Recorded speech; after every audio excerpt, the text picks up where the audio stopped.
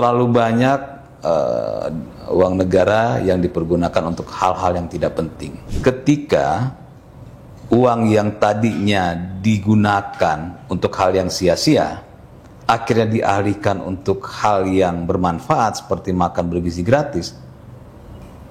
Di mana masalahnya dan di mana hal buruknya jika itu dilakukan?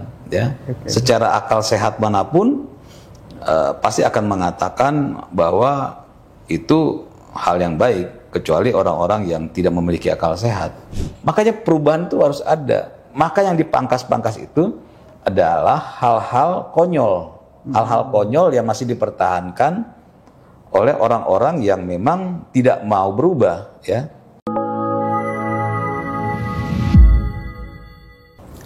Halo teman-teman semua, kembali lagi bersama kami di program Persepsi.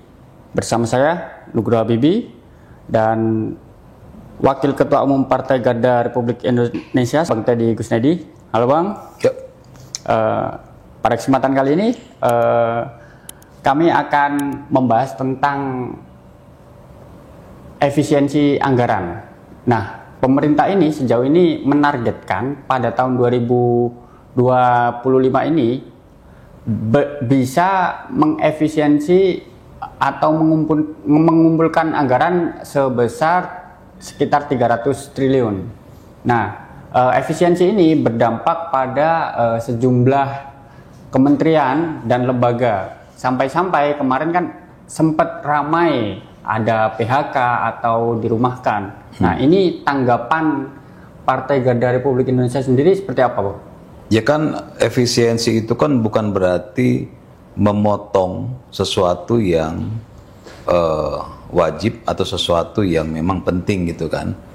Ini kan efisiensi ini adalah pemerintah sekarang menghitung ulang, memeriksa ulang ada beberapa pengeluaran negara yang sebenarnya tidak begitu diperlukan, ya, atau bahkan bisa dibilang mubazir. Jadi itu sebenarnya yang sedang dilakukan oleh pemerintah dan memang itu yang dilakukan. Nah, soal isu-isu itu kan ya sebenarnya adalah para pihak yang kehilangan mainan mereka, ya. Orang-orang yang kehilangan mainan mereka akhirnya membuat isu agar supaya masyarakat bereaksi dan mendorong agar supaya penghematan ini atau pemotongan hal-hal yang tidak penting ini tidak jadi dilakukan. Jadi para pemain yang kehilangan mainannya ini sebenarnya sih, itu aja. Tapi dampaknya ini ada pemberlakuan WFH 2 hari atau work from anywhere, ya. Itu karena saking terdampaknya akibat efisiensi ini. Belum lagi ada kabar lampu itu saking pengen menghematnya, lampu di kementerian itu dimatikan separuh, terus nggak sampai jam malam itu udah mati semua. Nah, ini kira-kira seperti apa? Ya. Apakah tetap ada mainan tadi? Ya memang, jadi kabar-kabar itu terus diproduksi dengan cerita-cerita yang didramatisir, ya seolah-olah pemerintah begitu ketat, begitu tega sampai untuk kepentingan publik sampai dikorbankan, kan? Nggak ada sama sekali, kan? Pak Prabowo juga kemarin sudah bicara, ya, bahwa itu tidak ada semua. Kalau presiden sudah bicara, menterinya sudah bicara, lalu siapa yang mau kalian percaya lagi, kan? Nah, jadi yang mempercayai itu adalah orang-orang yang termakan dengan hasutan atau termakan dengan hoax dari yang saya bilang tadi, orang-orang yang kehilangan mainannya mereka. Nah, sekarang tinggal masyarakat mau nggak menjadi pion dari orang-orang yang biasanya menggunakan uang negara untuk kepentingan pribadi mereka. Ya kalau mau ya silakan saja. Tapi yang paling penting adalah apa yang dilakukan oleh pemerintah itu sudah dihitung benar, karena yang menghitungnya juga tentu bukan orang asal-asalan, kan. Intinya adalah bagaimana uang negara ini bisa benar-benar dipergunakan untuk ya hal-hal yang benar-benar penting. Terlalu banyak uang negara yang dipergunakan untuk hal-hal yang tidak penting. Sesimpel itu kita melihatnya. Nah, ini kan salah satu tujuan penghematan atau efisiensi anggaran diarahkan ke sejumlah program prioritas. Salah satunya adalah makan bergizi gratis. Nah, ini bagaimana memastikan program prioritas itu berjalan dengan baik, dengan sesuai tujuan dan bermanfaat bagi masyarakat? Semua program prioritas tidak ada kendala, tidak ada yang dihentikan dan tidak ada yang dipangkas, ya. Jadi apa yang mau kita bicarakan kalau sebenarnya program-program pemerintah yang benar real, yang prioritas itu berjalan. Dan bukankah hal yang baik ya ketika uang yang tadinya digunakan untuk hal yang sia-sia akhirnya dialihkan untuk hal yang bermanfaat seperti makan bergizi gratis. Di mana masalahnya dan di mana hal buruknya jika itu dilakukan ya. Secara akal sehat manapun pasti akan mengatakan bahwa itu hal yang baik, kecuali orang-orang yang tidak memiliki akal sehat tentu akan mengatakan itu hal yang tidak baik. Oke, nah masalahnya ini kan efisiensi itu tidak dilakukan ke semua kementerian. Ada sejumlah kementerian yang tidak terdampak sedikit pun, misalnya Polri, kemudian di DPR, Kementerian Pertahanan. Nah, ini seperti apa? Apa nggak ngiri kementerian lain ini? Kalau orang-orang yang bicara itu mengerti agama apapun lah ya, bahwa adil itu kan nggak harus sama ya. Adil itu nggak harus sama rata. Jadi kalau efisiensi itu dilakukan di sebuah tempat yang banyak pemainnya, ya banyak mafianya, bukan berarti di tempat lain harus disamakan kan. Dan program dari satu kementerian atau dari satu lembaga dengan lembaga yang lain kan kebutuhannya berbeda-beda ya. Jadi kalau ada yang mau menyamakan ya tentu aneh ya menurut saya, karena yang paling mengetahui itu kebutuhan dari sebuah lembaga itu kan ya tentu lembaga tersebut, dan yang paling mengetahui mana yang harus dipangkas mana yang tidak ya adalah pemerintah. Jadi yang bicara di luar ini kan adalah orang-orang yang tidak mengetahui di dalam ya, hanya kalau kata Pak Prabowo omon-omon ya, hanya omon-omon, orang-orang yang ya kita bisa dibilang bahwa orang-orang yang dibayar untuk memperkeruh suasana ini. Dan ya kita sepakat dengan Pak Prabowo bahwa ini adalah agenda dari pihak-pihak, salah satunya pihak asing yang memang ingin membuat negara ini kacau balau, dan uangnya itu uang yang besar yang digelontorkan. Jadi ada yang bicara omon-omon itu adalah orang-orang atau pekerja yang dipekerjakan oleh pihak asing maupun pihak-pihak yang tidak ingin Indonesia ini maju dan aman. Mereka itu adalah pekerja, dan mereka yang bicara itu adalah orang-orang yang dibayar. Itu dapat dipastikan itu benar gitu. Oke, nah di sisi lain ini kan ada penambahan staf khusus, ada penambahan lembaga baru, begitu kan, kementerian baru, semakin gemuk istilahnya kan. Nah, ini apa tidak kontradiksi dengan efisiensi yang dilakukan? Ya, efisiensi itu kan bukan berarti harus sempit kan, ya. Ada di sebuah tempat dilakukan efisiensi karena banyak mafianya, ada di suatu tempat ditambahkan, ya, karena memang untuk kebutuhan. Nah, siapakah yang punya penilaian terhadap kebutuhan itu? Ya tentu seperti yang saya katakan tadi, di sebuah lembaga itu sendiri. Kan konsep dan pemikiran dari pemerintah untuk menjalankan pemerintahan ini, ya tentu hak prerogatif ya, baik dari presiden untuk mengatakan saya akan melakukan program ini, maka saya butuhkan orang sebanyak ini, pembiayaannya segini gitu kan. Jadi nggak bisa kita potong rata gitu, pukul rata bahwa kalau semua efisien ya semuanya harus efisien. Kalau yang sana 10 orang gitu misalnya ya, di sini harus 10 orang, ya nggak begitu. Ya sesuai dengan kebutuhan saja ya. Jadi kalau ada penambahan staf khusus ya memang kebutuhan. Ada penambahan kayak awal-awal kementerian ya memang kebutuhan. Ya, program dan konsep pemerintah yang akan dijalankan yang harus ada orang-orangnya ya memang harus ditambah kementeriannya, harus ditambah orangnya, harus ditambah ahlinya. Ya memang sesuai dengan kebutuhan. Terus masalahnya di mana? Sebenarnya nggak ada masalah. Yang masalah adalah orang-orang yang memang ingin membuat masalah aja kan.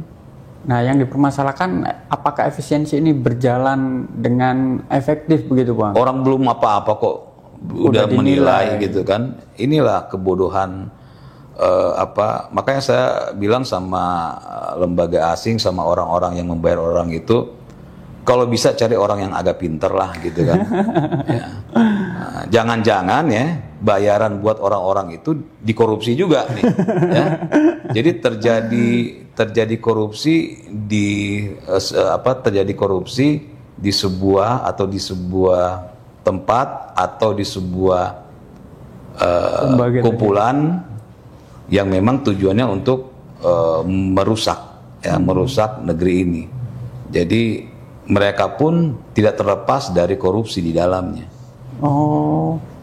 Ya, sebenarnya kita buka aja lah. Pak Prabowo kan sebenarnya sudah buka ya dari awal. Ya. Dana lembaga asing itu dari dulu sampai sekarang itu jalannya besar. Ya, dan saya salah satu orang yang pernah ya bisa dibilang menikmati. Bukan menikmati, saya malah jadi bagian dari itu ya, dan akhirnya saya merasa ini kok organisasi asing ini malah mengambil data, mengambil informasi, dan kita akhirnya dengan beberapa orang protes dan kita keluar dari lembaga itu ya. Jadi kalau bicara uangnya besar. Ya, tapi kita nggak mau Indonesia ini digadaikan oleh lembaga-lembaga itu, dan itu sampai sekarang masih ada lembaga-lembaga seperti itu. Berarti seolah data penting kita itu dijual ke lembaga luar negeri itu. Memang. Makanya orang-orang yang bicara ini itu sudah dapat dipastikan adalah orang-orang yang dibayar oleh lembaga-lembaga asing itu. Dapat dipastikan. Karena begini nih. Untuk apa mereka begitu? Nggak ada manfaatnya kan sebenarnya. Menyebarkan hoax itu nggak ada manfaatnya. Kalau bukan pekerjaan mereka. Nyari nafkah juga orang-orang itu sebenarnya. Dan itu real. Tapi apakah itu resmi sebenarnya, Bang?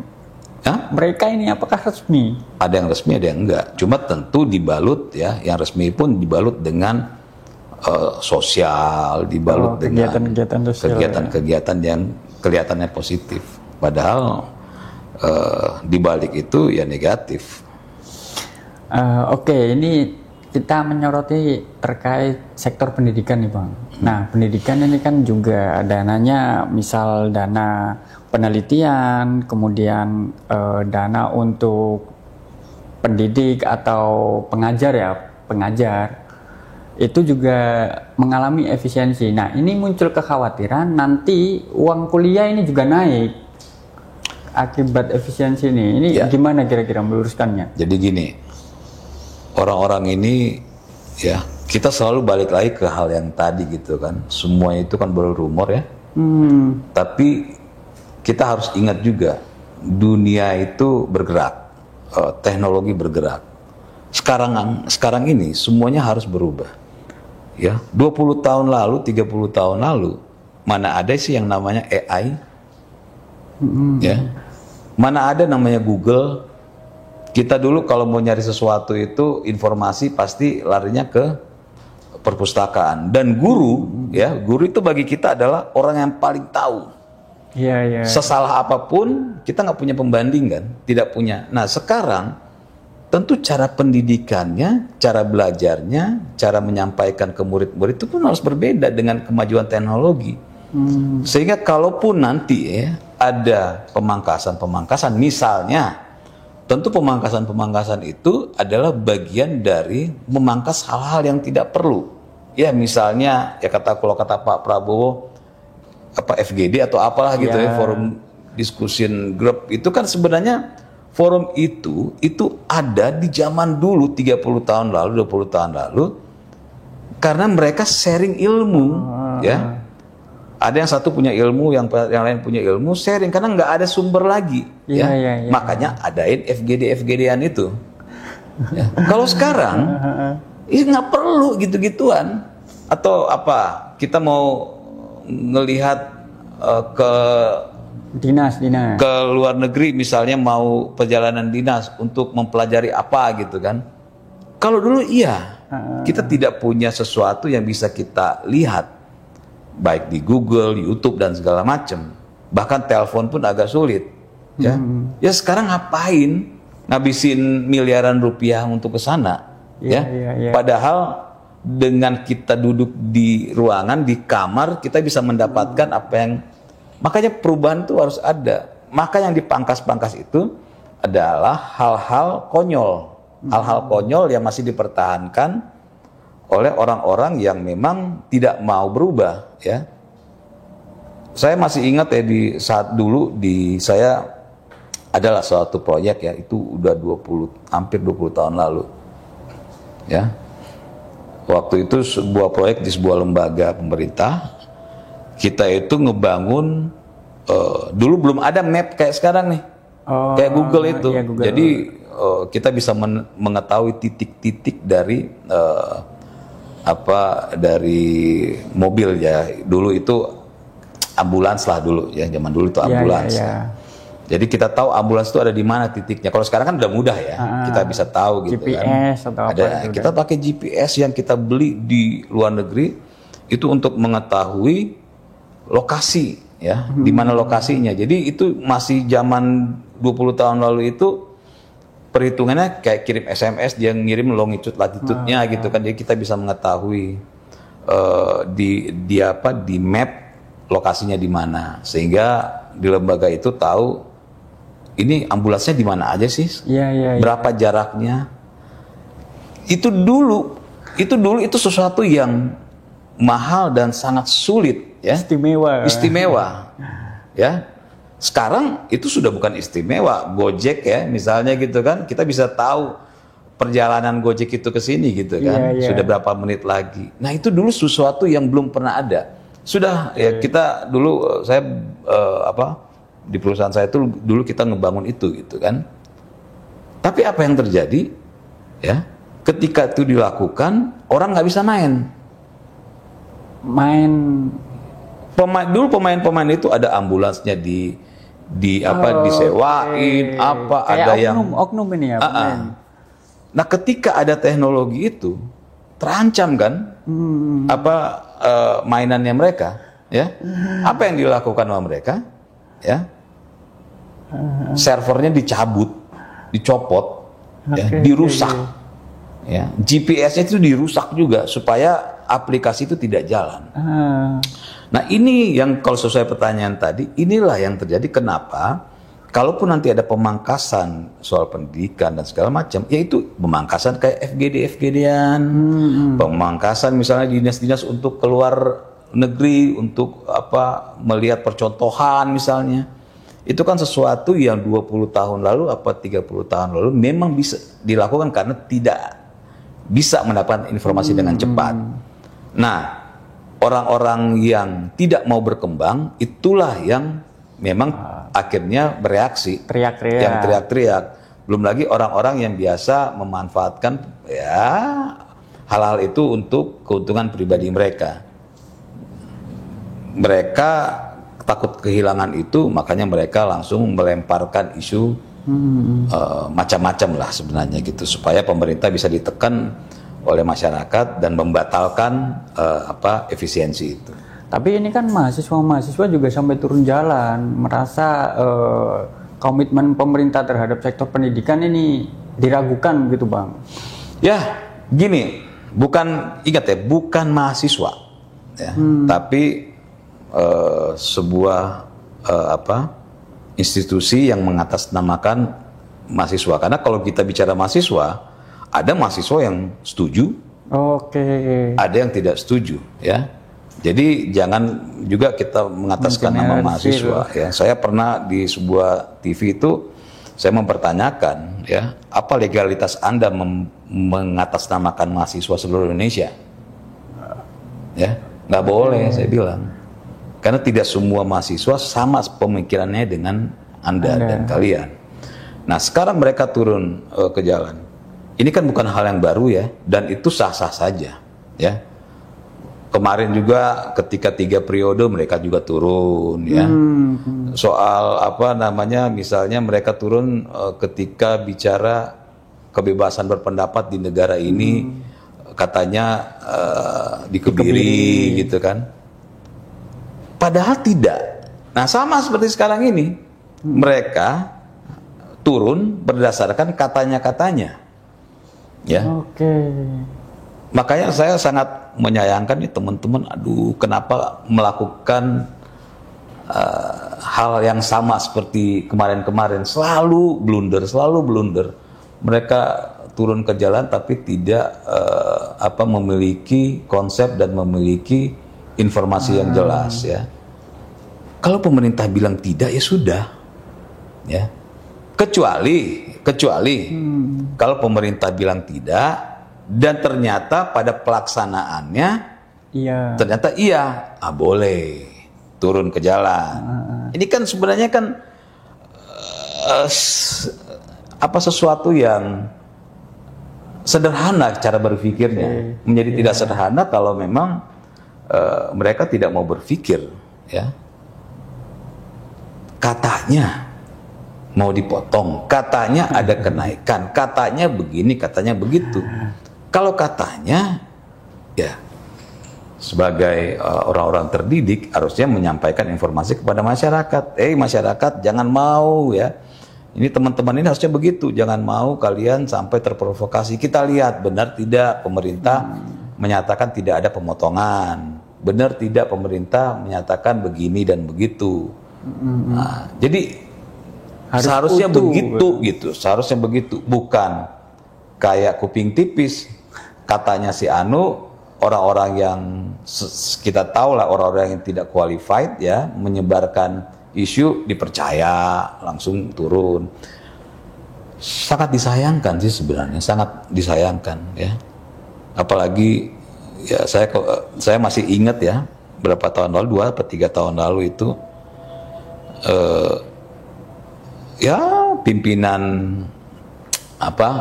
badan-badan mahasiswa begitu, saya tanya ketika 3 periode itu, saya ingat banget, mereka demo ke istana, ya. Mereka bilang mereka menuntut Jokowi untuk membatalkan presiden 3 periode. Mereka salah. Saya makanya ketika live waktu di TV saya bilang, Anda tuh salah, kalian tuh salah. Kalian harus membedakan mana legislatif, mana eksekutif. Sedangkan yang bisa mengubah, ya, masa presiden dari 2 periode menjadi 3 periode itu adalah MPR, ya. Jadi MPR legislatif. Kok kenapa kalian menuntut ke eksekutif gitu? Dan ternyata dia nggak tahu gitu. Dia sebagai pimpinan ternyata dia nggak tahu. Salah alamat berarti. Salah alamat. Nah, makanya saya bukan bangga waktu itu, saya bilang kok begini ya. Sebagai pimpinan aja dia nggak ngerti gimana di bawahnya gitu kan. Nah, sama seperti sekarang gitu, ya.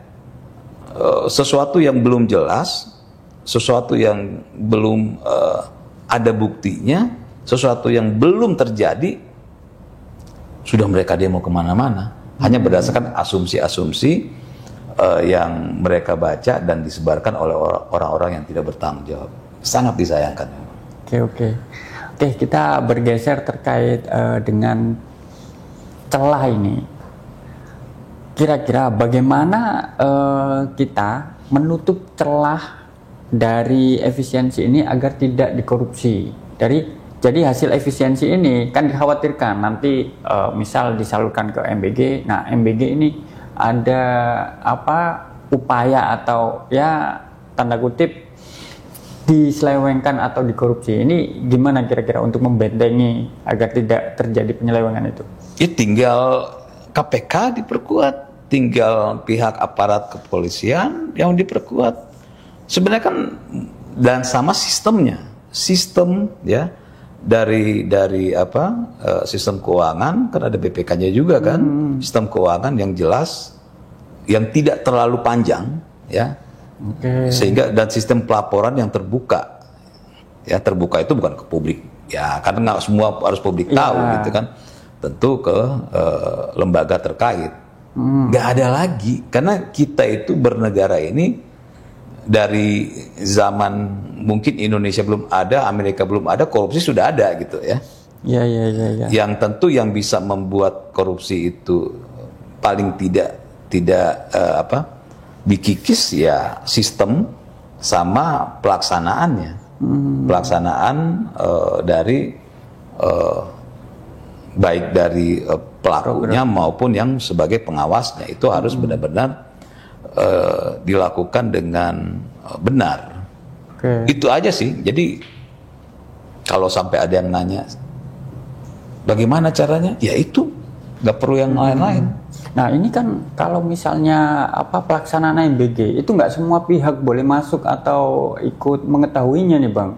Nah itu kan gimana bisa menilai kalau misalnya pelaksanaan lihat anak-anak makan ini kan nggak semua pihak boleh masuk untuk melihat gitu.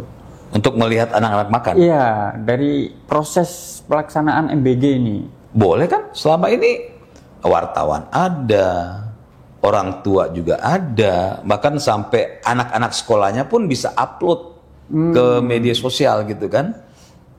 Ada nggak larangannya? Nggak ada. Ya. Tapi kalau anak-anak misalnya lagi makan terus dikerubungin ya tentu terganggu gitu kan. Tapi apakah ada larangan? Nggak ada.